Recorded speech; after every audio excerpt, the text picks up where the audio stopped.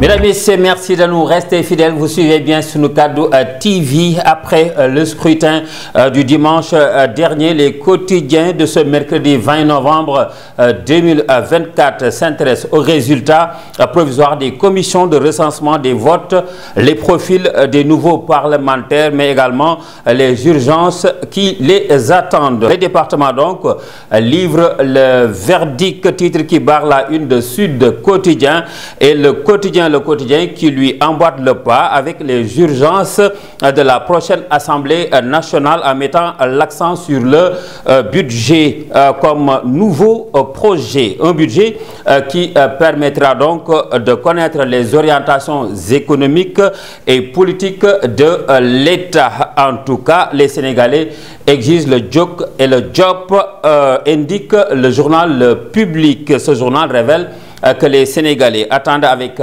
impatience des changements majeurs dans leur vécu quotidien.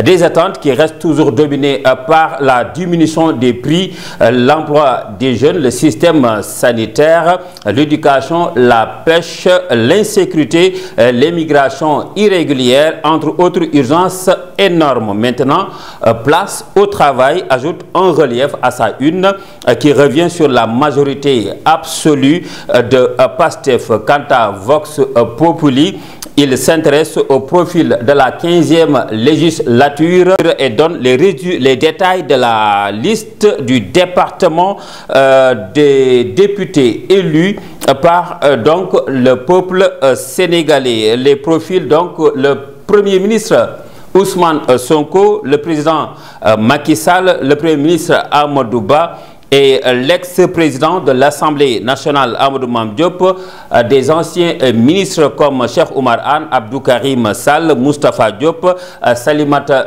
Diop, Thérèse Faye, Aïssata Tall Sall et Birima Mangara, Thierno Alassane Sall et le ministre Mohamed Talla Ndao. D'autres profils révélés toujours par Vox Populi, Barthélémy Diaz, Anta Babacar Ngom, Cheikh Youm Maguette Sen, qui est l'ex-DG du COUD, et d'autres députés de la 14e législature qui font leur comeback. Il s'agit donc de Guy Marissagna, Farba Ngom, Aïb Dafé. En tout cas, quels que soient les profils, on veut un président qui redore l'image du Sénégal avec une déclaration de Birahim Seck du Forum civil qui dresse le portrait du futur président de l'Assemblée nationale. Une déclaration titrée par le journal La Tribune. Selon Birahim Seck, le président de l'Assemblée nationale doit être quelqu'un qui saura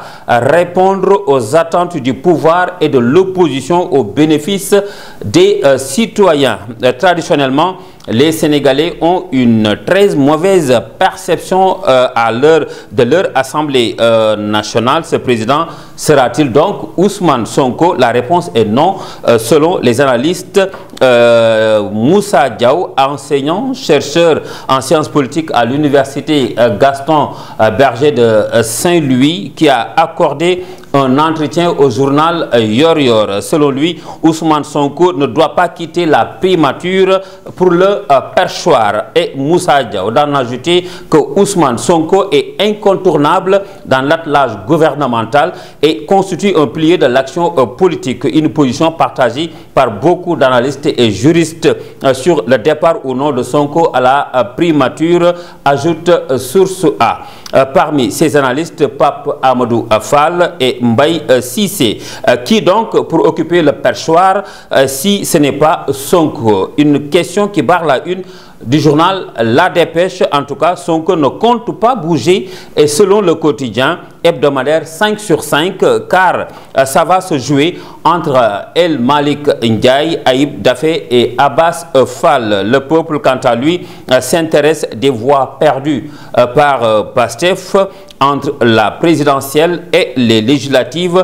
Pastef a perdu plus de 357 000 voix. Selon ce journal, la coalition Diomaye président avait collecté 2 434 752 voix à la présidentielle. Aux législatives, 2 080 000 électeurs ont voté pour Pastef pour Amadou Ba.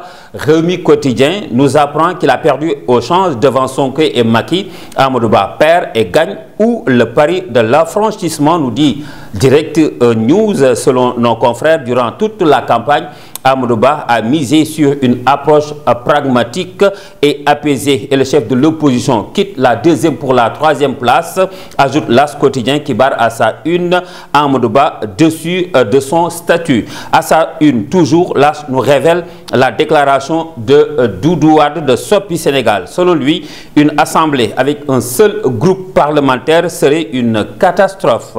Une autre catastrophe qui fait à la une de plusieurs quotidiens de ce mercredi 20 novembre 2024, c'est l'immigration irrégulière. L'Indépendant nous révèle qu'en 3 mois seulement, 1291 personnes sont interceptées par la Marine nationale. Le quotidien Libération d'en ajouter que pour la dernière opération, la Marine nationale a intercepté 119 candidats au large de Differ. Nous terminons avec le sport pour parler des éliminatoires de la Coupe d'Afrique des Nations 2025.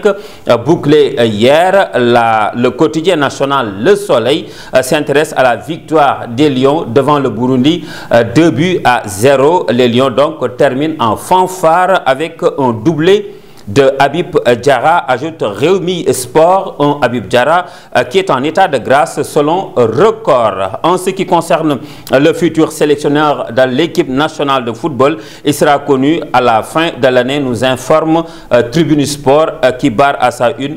Pape Thiaw termine en beauté et quitte la tanière. Pour ce qui est de son avenir, il laisse le choix à la Fédération sénégalaise de football. Mesdames et messieurs, c'était tout pour aujourd'hui. Merci d'avoir suivi. Rendez-vous demain. D'ici là, portez-vous bien.